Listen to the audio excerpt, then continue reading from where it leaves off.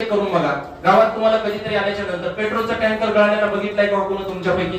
दुधाचा टँकर गळालेला बघितलाय का?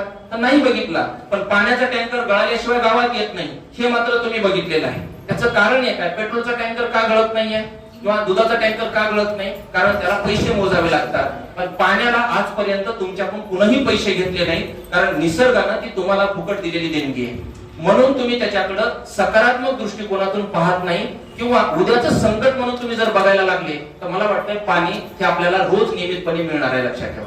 मग एकंदरीत ह्या पाण्याच्या अनुषंगाने तुम्हाला सगळ्यांना सांगितलेलं आहे. आता गावात जल जीवन मिशन प्रत्येकाच्या गावात झालंय. प्रत्येक गावात शासनानं 2024 ला प्रत्येक घराला नळ कनेक्शन देण्याचं उद्दिष्ट होतं. 100% आपला तालुका नळ कनेक्शन मध्ये जिल्हा पूर्ण 100% झालेला आहे.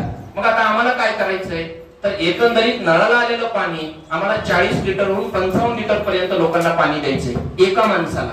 मग हे देत असताना आम्हाला ते